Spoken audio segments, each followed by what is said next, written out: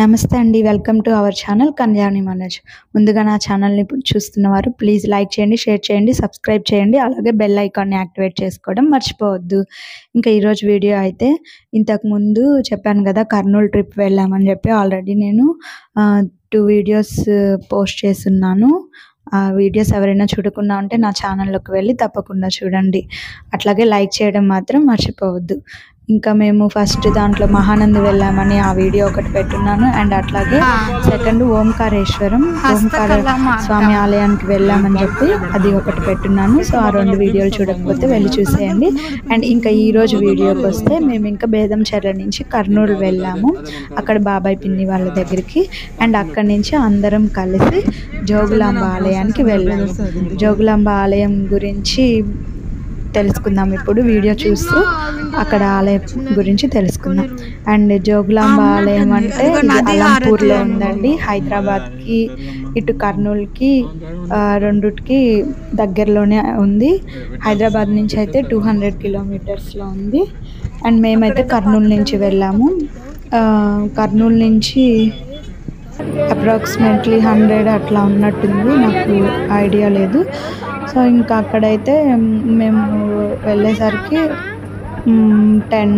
Around 10:30 అట్లా అయింది. ఇంకా చాలా ఎండగా ఉంది అయితే అప్పుడు. ఇంకా అక్కడ జ్యూస్ అలా తాగేసేసి వెళ్ళి ఇంకా దర్శనం చేసుకుందాం అనుకున్నాము. ఇంకా అందరం కలిసి వెళ్ళాము. చిన్న మామయ్య వాళ్ళు, పెద్ద అత్త వాళ్ళు, ఆ బాబాయ్ పిన్ని తమ్ముళ్ళు అందరం కలిసి జోగులాంబ దేవి దగ్గరికి వెళ్ళాము. సో ఇంక ఇక్కడ స్థల పురాణానికి వస్తే అమ్మవారు జోగులాంబగా అనే పేరుతో, జోగులాంబ అనే పేరుతోటి ఇక్కడ ప్రసిద్ధి చెందారు. అండ్ అట్లాగే అమ్మవారు ఉన్న దగ్గర, పార్వతి అమ్మవారు ఉన్న దగ్గర ప్రతి దగ్గర సరే శివుని ఆలయం కంపల్సరీ ఉండాల్సిందే. శివుడు బాలబ్రహ్మేశ్వర స్వామి అనే పేరుతోటి, జోగులాంబ బాలబ్రహ్మేశ్వర స్వామి అనే పేరుతోటి ఇద్దరు ఇక్కడ పూజలు అందుకుంటున్నారు. అండ్ అట్లాగే ఇంకా మనకు తెలుసు కదండి, అష్టాదశ శక్తిపీఠాలు అంటే 18 శక్తిపీఠాలు ఉన్నాయి మొత్తం మనకి. ఆ 18 శక్తిపీఠాల్లో 5వ శక్తిపీఠం ఈ అలంపూర్ జోగులాంబదేవి ఆలయం. అంటే శక్తిపీఠాలు అంటే తెలుసు కదా, సతీదేవిగా ఉన్నప్పుడు పార్వతీదేవి దేహత్యాగం చేసినప్పుడు ఆమె అవయవాలన్నీ ఒక్కొక్క అవయవం ఒక్కొక్క ప్లేస్లో పడుతుంది. అక్కడ శక్తిపీఠంగా అమ్మవారు ఉద్భవిస్తారు. ఆ 18 స్థానాలనే మనం అష్టాదశ శక్తిపీఠాలుగా ఎంతో పవిత్రంగా పూజిస్తాం. అట్లాగా ఆ అమ్మవారికి ఈ కాపలాగా అమ్మవారి కోసం ప్రతి శక్తిపీఠం దగ్గర ఒక శివలింగం అనేది ఖచ్చితంగా ఉంటుంది. శివుడు ఒక్కొక్క పేరుతోటి ప్రతి శక్తిపీఠం దగ్గర ఆయన కొలువై ఉంటారు ఖచ్చితంగా. సో అలాగే ఇక్కడ జోగులాంబాదేవి ఆలయం దగ్గర ఇది 5వ శక్తిపీఠం. అండ్ ఇక్కడ ఏంటంటే అమ్మవారి పైపల్ల భాగం ఇక్కడ పడిందని స్థల పురాణం. అంటే బాడీలోని ఒక్కొక్క అవయవం ఒక్కొక్క దగ్గర పడింది కదా, అట్లాగే ఇక్కడ పై భాగం ఇక్కడ పడింది. ఇది 5వ శక్తిపీఠం. ఇంకా అలాగే వస్తే ఇక్కడ చాలా ఒక 9 శివాలయాలు ఉన్నాయి. వాటికి 9 పేర్లతో కూడా 9 శివాలయాలు అంటే శివలింగాలతోటి ఈ గుడిలో అయితే ఆవరణలో ఉన్నాయి. చిన్న చిన్న గుళ్ళు చాలా ఉన్నాయండి, ఒక 10 పైనే ఉంది. కానీ ప్రధానంగా ఇక్కడ జోగులాంబ అమ్మవారు అట్లాగే బాలబ్రహ్మేశ్వరుడు అనే పేరుతో శివుడు కొలువై ఉన్నారు. ప్రధాన దేవుళ్ళగా ఇక్కడ పూజింపబడుతున్నారు. ఇదైతే స్థల పురాణం అండి. ఇంకా అట్లాగే ఇంకక్కడైతే మేము దీపాలు, అది కార్తీక మాసంలో వెళ్ళాము.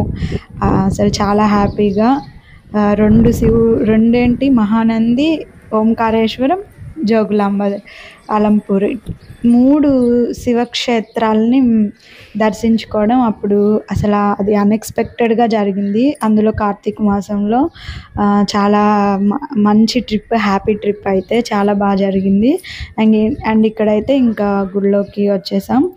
ఇక్కడ దీపారాజన చేసుకొని, కార్తీక మాసం అనేది దీపానికి చాలా ప్రసిద్ధి కదా.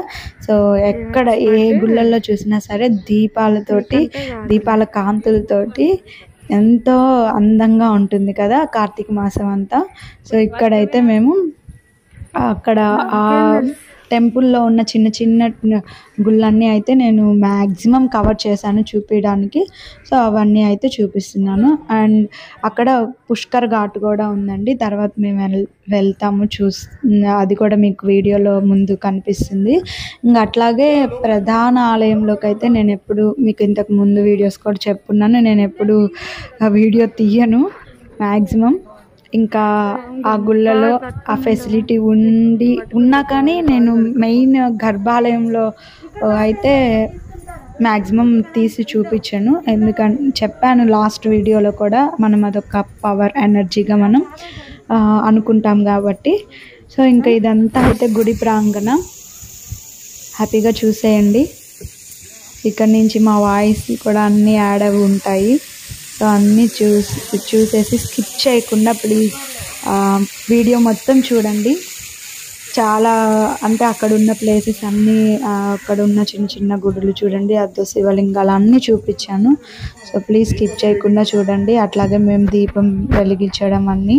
ఇది పాతాళేశ్వరుడు అని లోపలికి ఉన్నాడండి శివలింగము. మీకు కనిపిస్తుందో లేదో, అంటే ఆ ఎండ వల్ల అసలుకి కనిపించట్లేదు సరిగా. చూడండి, చిన్న శివలింగము పాతాళేశ్వరుడు అని లోపలికి ఉంది, అంటే డౌన్లోకి ఉంది చాలా. ఇంకా చుట్టూ అన్నీ చాలా ఉపాలయాలు ఉన్నాయి. మెయిన్ గర్భాలయంలో ఆ అమ్మవారు ఉన్నారు. ఇంక ఇవన్నీ ఉపాలయాలు చాలా ఉన్నాయి. రేణుకాదేవి అమ్మవారు ఆలయం ఉంది. అలాగే శివలింగాలు చెప్పాను కదా, 9 శివలింగాలు దాదాపు 9-10 శివలింగాలు దాకా ఉన్నాయి. ఇంక ఇవన్నీ కూడా మనకి దండయాత్ర జరిగినప్పుడు అవన్నీ కూడా మన ఎన్నో గుడులు మన సంపద అంతా నశించిపోయింది కదండి. అలా దానివల్ల ఏంటంటే ఇక్కడ మనకి అది బాగా స్పష్టంగా అర్థమవుతుంది ఇలాంటి గుళ్ళు చూసినప్పుడు. అవి ఆ బొమ్మలు చెక్కిన వాటిల్లో కొన్ని అంటే విరిగిపోయి ఉండడము అట్లాగా.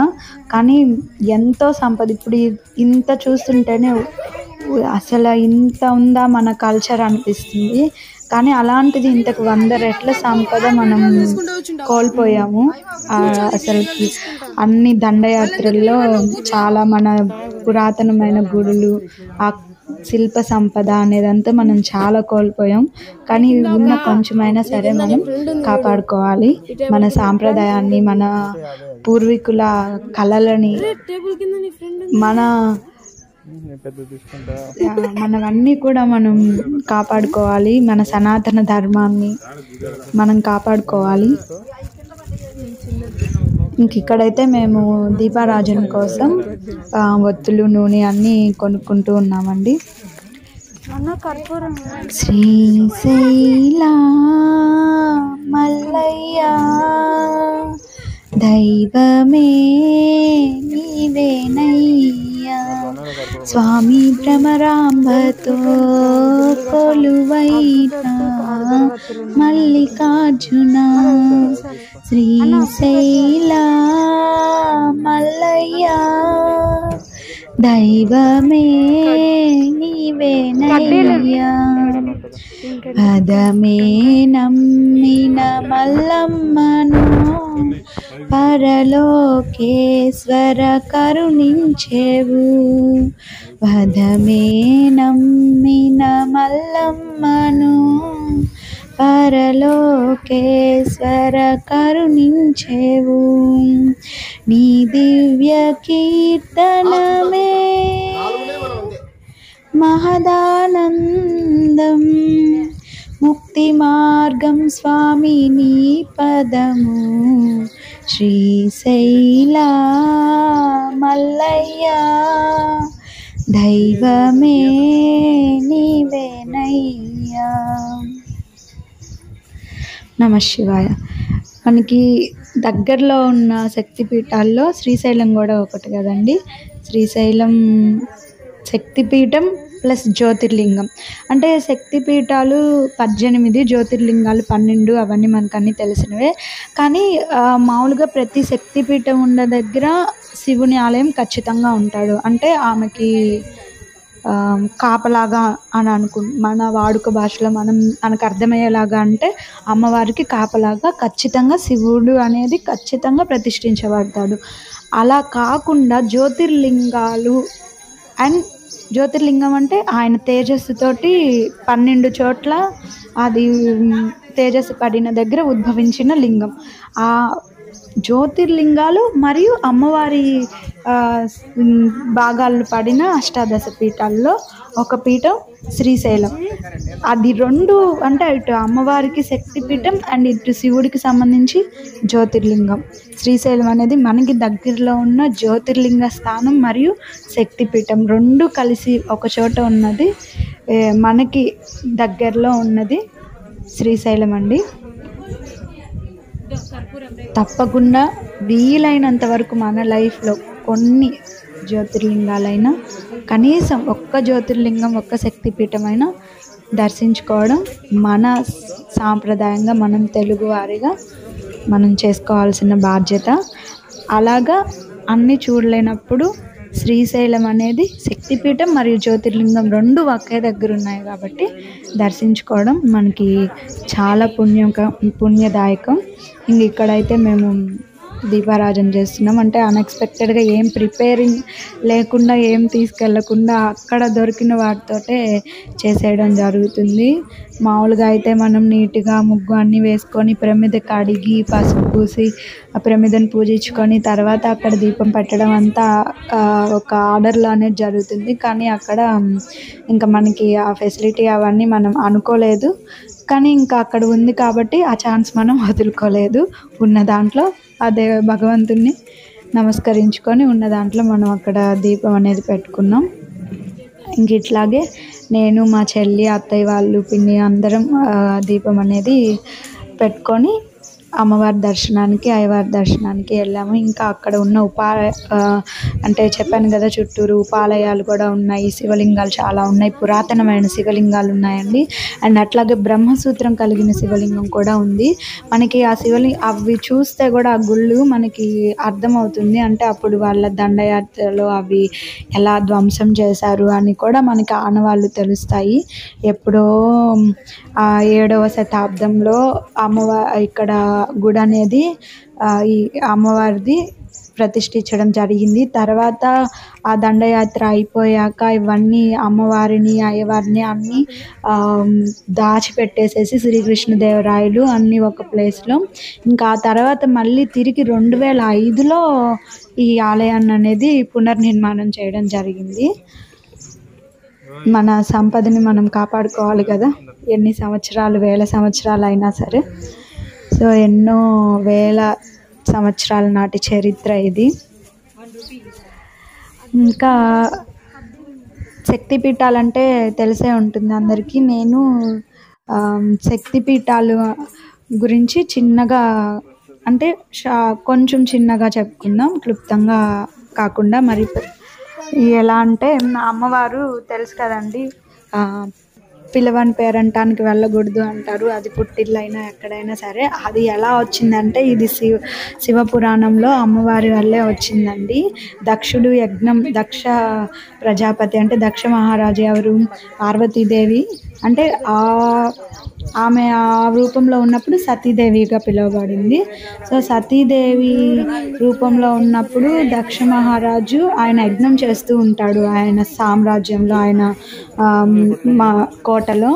సో అప్పుడు అమ్మవారు అక్కడికి వెళ్ళాలనుకుంటుంది. కానీ అందరికీ అమ్మవారి తోబుట్టువులందరికీ కూడా ఆయన ఆహ్వానం పంపిస్తారు, కానీ కైలాసానికి మాత్రం ఆహ్వానం వెళ్ళదు. దక్ష ప్రజాపతి దగ్గర నుంచి అమ్మవారు మాత్రం శివుడితో నా పుట్టింటి నుంచి నాకు ఆహ్వానం కావాలా ఏంటి అని చెప్పి ఆమె మాత్రం ఆ యజ్ఞానికి వెళ్తుంది. వెళ్ళి ఘోర అవమానం పొందుతుంది. అంటే అంటారు కదా, శివుణ్ణి బూడిద పూసుకుంటాడు, కపాలాలు ధరిస్తాడు, శ్మశానంలో తిరుగుతూ ఉంటాడు, ఏమి రాజవైభోగాలు ఏమీ ఉండవు కదా, అలా శివుణ్ణి విమర్శిస్తూ ఉంటారు కదా. సో అట్లాగే దక్ష ప్రజాపతి కూడా అలాగే విమర్శించి ఎంతో అవమానానికి గురి చేస్తాడు. ఆ అవమానానికి గురయ్యి అమ్మవారు అప్పుడు చెప్పి పిలవంది ఎక్కడికి రాకూడదు నా భర్త వద్దంటున్నా కానీ నేను వచ్చాను. సో అందుకని చెప్పి నేను ఇటువంటి ఈ దేహాన్ని నేను ఇక్కడ చాలిస్తున్నాను అని చెప్పేసి ఆమె అగ్నికి ఆహుతి అవుతారు. అగ్నితో ఆహుతి అయినప్పుడు ఇంకా అప్పుడు మనకి ఈ అష్టాదశ శక్తి పీఠాలు అనేది ఇంకా రుద్రుడు కాల రూపంగా రుద్ర రూపంలో వచ్చి ఆయన సంహరించడం జరుగుతుంది దక్షుణ్ణి, ఆ యజ్ఞాన్ని అంతా. ఆ తర్వాత ఇంకా అమ్మవారిని తీసుకొని వెళ్ళేటప్పుడు అక్కడి నుంచి ఇంకా అవి ఎక్కడెక్కడ ఒక్కొక్క ప్లేస్లో ఒక్కొక్కటి పడుతుంది. ఆ పడిన ప్లేస్లన్నీ అష్టాదశ శక్తి పీఠాలు. మనకి 18 భాగాలు, అమ్మవారి శరీరం 18 భాగాలు 18 చోట్ల పడడం జరిగింది. ఆ 18 చోట్లనే మనం ఇప్పుడు ఎంతో పరమపదంగా శక్తి పీఠాలుగా మనం వీడియో అంతా తప్పకుండా చూడండి. ప్లీజ్ లైక్ చేయండి, షేర్ చేయండి, సబ్స్క్రైబ్ చేసుకోవడం అస్సలు మర్చిపోవద్దు. ప్లీజ్ సబ్స్క్రైబ్ చేసుకోండి.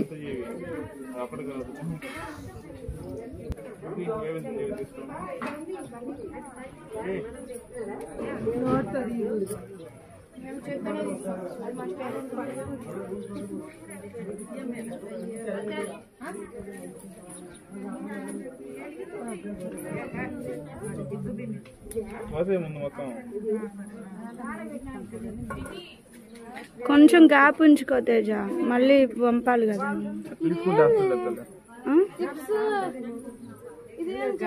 దాని మీద పోయి అది ఫ్లాష్ ఆన్ చేస్తున్నావా?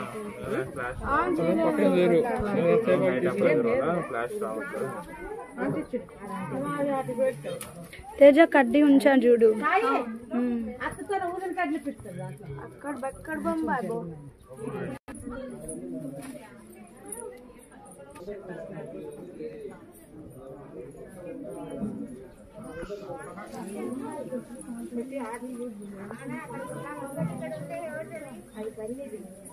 తేజ కొన్ని పెట్టి కొన్ని కలిసి అమ్మకాన్ని పెట్టుకోవాలి. 4 ఉంచు తేజ, పెడదాం. ఉంచు. ఆ దీపం దగ్గర నుంచి వెలిగించు, మన దీపంలో నుంచి వెలిగించు. అలానే ఉంచు గంట ఇంకా వెలిగించి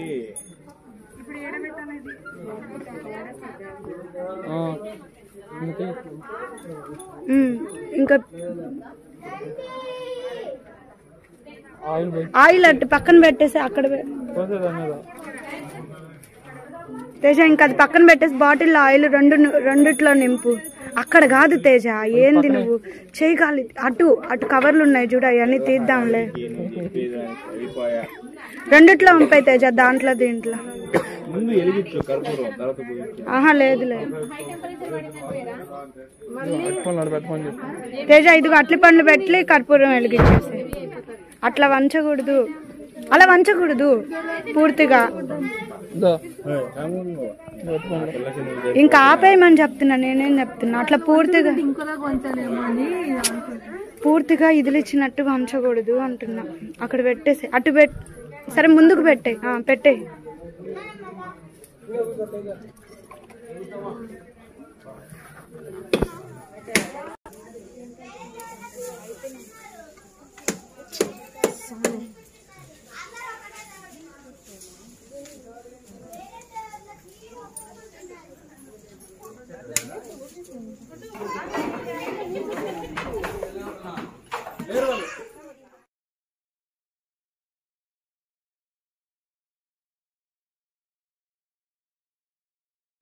స్ట్రైట్గా వచ్చింది.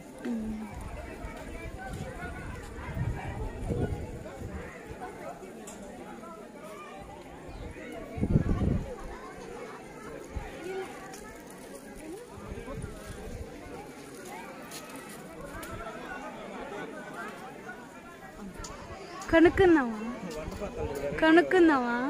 మట్టి కొండలు కాదు, ఇది మట్టి కొండలు ఫినిషింగ్ అంటే. అవునా? మట్టి కొండలే, మట్టి కొండల కింద గుల్లలుగా ఉంటుంది. నాన్న కొని చూద్దాం, అడుగుదాం. తీసుకుందాం, ఒకటి తీసుకుందాం. నువ్వు అన్ని కామా చేతులు పట్టుకుని ఎదురు గిట్టు పట్టుకో మ్యాక్ వచ్చి అక్కడ మొత్తం తీసుకెళ్ళి అక్కడ ఎదురు మ్యాప్ మొత్తం నువ్వు అన్ని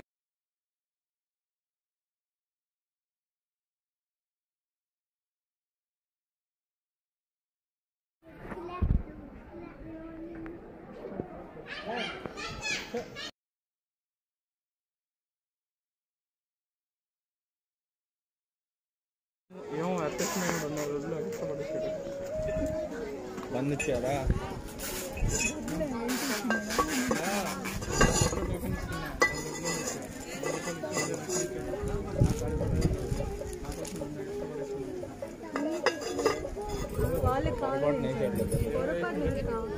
నేను ఇప్పుడు అల్లం చుట్టూ చూస్తున్నాం కాదు ఏనా అన్న చూడన్నా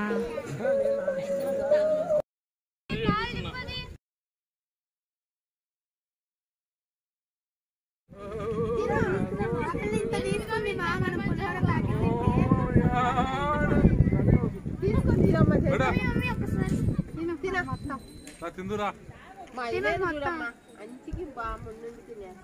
తిను ప్యాకెట్ తినాలి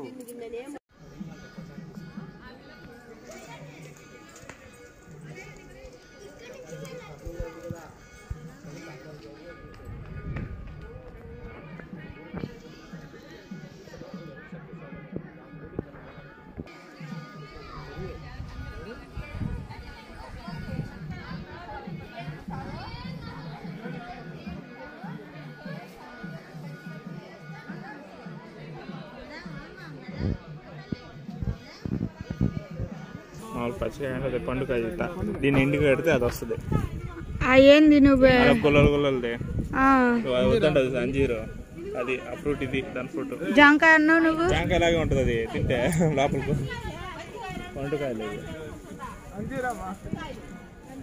అంజీరు అట్టి పండు అని చెప్పావు ఆ రోజు పండుగ చెప్పింది ఇదే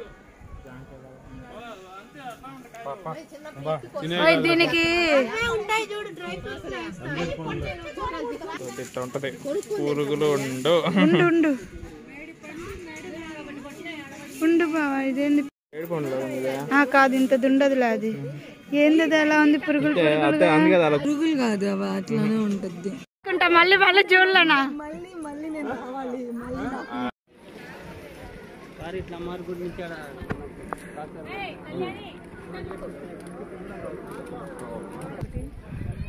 అసలు తీస్తాను నువ్వు వెళ్ళినావా వెళ్దాం బాగా సెల్ఫీ తీస్తే అందరూ అక్కడ నిలబడతారు రా కాళ్ళు మండిపోతున్నాయి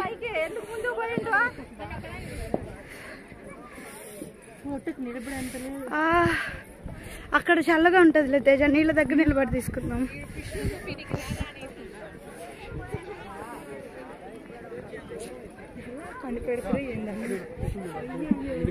అవునా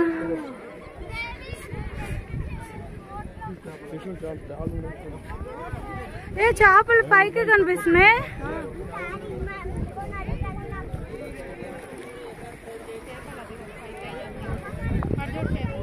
ఎన్ని వచ్చినాయో పైకి కనిపిస్తున్నారా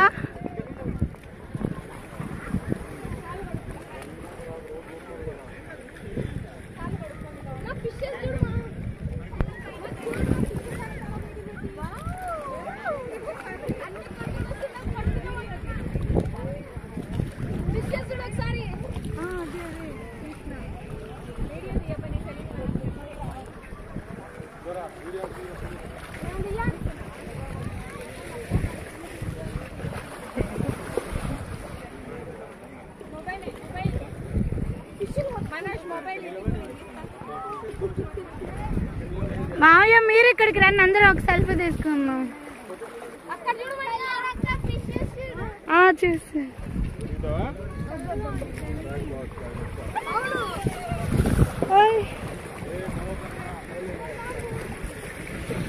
వద్దులే రండి కింద స్టెప్స్ ఏంటి అలలాగా వస్తున్నాయి అదే కదా కాళ్ళు ఉండదు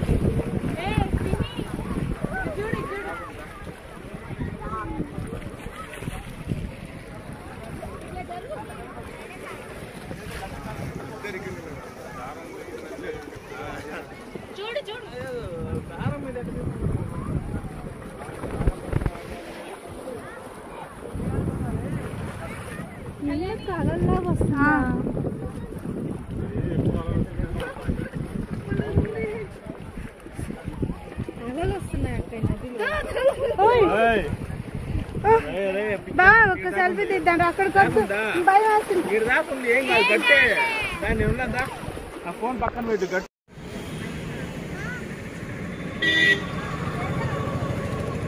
చూడు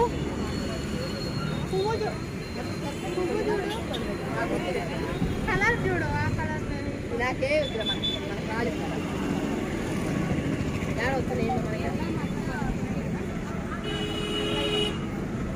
బాగుంది వస్తే ఎలా కొట్టి కదా వచ్చింది ఎంత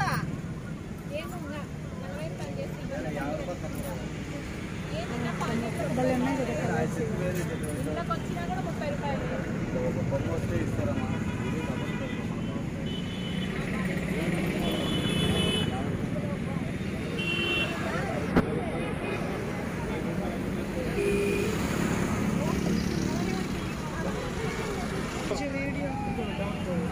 చాలా రేట్ చెప్తున్నాను. అబ్బా రెడ్ అబ్బా ఏముంది ఇక్కడ అంతా ఉండేది.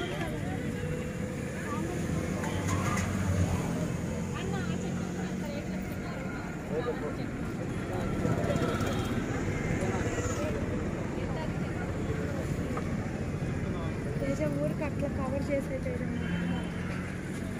మళ్ళీ చూడు అవి చూడు బాగోలేవు అది చూడు ఆ చుట్టి అవి ఉన్నాయి. ఆహాహా చూడండి ఎంత బాగుందో కదా మనసుకి ఈ పూల మొక్కలన్నీ చూస్తుంటే. కొమ్మ కొమ్మలో సన్నాయి కోటి రాగాలు ఉన్నాయి, ఏమిటి మౌనం ఎందుకీ ధ్యానం, కొమ్మ కొమ్మలో సన్నాయి. చామంతులు ఎన్ని రకాలు ఎన్ని కలర్స్, రోజాలు అసలు చాలా బాగుందండి చూడడానికి. ఇక్కడ నర్సరీలో వెళ్ళేటప్పుడు దారిలో కొన్ని మొక్కలు అయితే కొనుక్కున్నాము, కొన్ని మొక్కలు కొనుక్కొని ఇంటికనే తిరిగి వెళ్ళాం.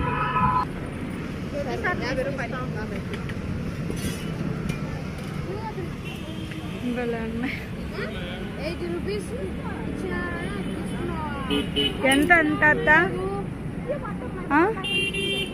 ఎంత ఎంత ఇప్పుడు అవి ఫైనల్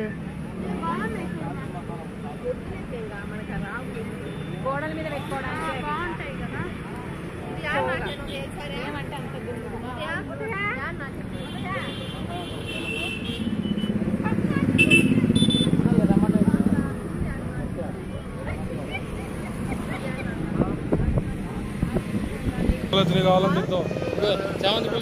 అవి చాలా రేట్లు ఉన్నాయి విష్ణు, చాలా రేటు ఉన్నాయి ఇవి. అది అడుగు మావయ్య మర్మం ఎంతో. మర్మం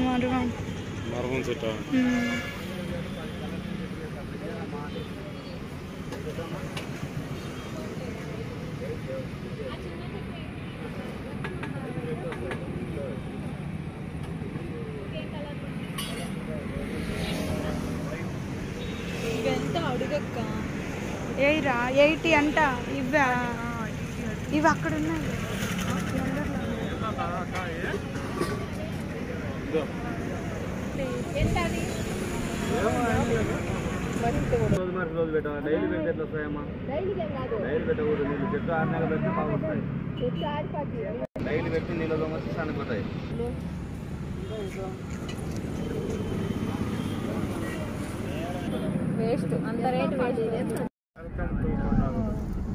ఇదే అసలుకి మెయిన్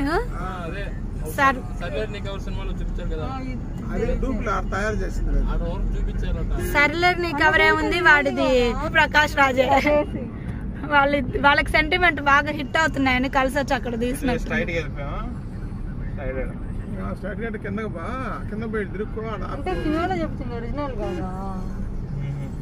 అక్కడ అంత ప్లేస్ అలా కుదిరిద్ది తేజ వాళ్ళు ఉండడానికి. ఇది అంటే ట్రాఫిక్ ఏరియా కదా. మొత్తం చుట్టూ అంగళ్ళే లేకుండా చూడు పక్క చుట్టూ అంగళ్ళు ఉండే. వాడు ఆడ కొడతాడు ఆడ చూపిస్తాడు చెప్పు. సైడ్ అటు ముందు మంచి ఉంది. ఇక్కడ మా దిగాని చూసేది ఇంటి ఎప్పుడైనా క్లోజ్ 5 ఎప్పుడైనా తీస్తున్నాం. సరే ఇంకా చూసినావా అయిపోయిందా? ఇలా చూడడానికి ఎందుకు వచ్చిందా? ఇంకైతే అన్ని దర్శనం చేసేసుకొని 3 రోజుల ట్రిప్ సక్సెస్ఫుల్గా అయిపోయింది. ఇంకా మేమైతే తిరిగి మా ఊరికి కావలికి ప్రయాణం అయిపోయాం. ఇది రిటర్న్లో అక్కడైతే సూర్య భగవానుడి ఆలయం ఉన్నట్టుంది. హైవే మీదకి చాలా బాగా కనిపించింది. ఈసారి వెళ్ళినప్పుడు తప్పకుండా ఆ ఆలయం అయితే చూడాలి. నేను పైకి కనిపించింది మాత్రం కొంచెం షూట్ చేశాను, చూడండి చాలా బాగుంది. Thank you so much for watching. Please subscribe చేసుకోండి.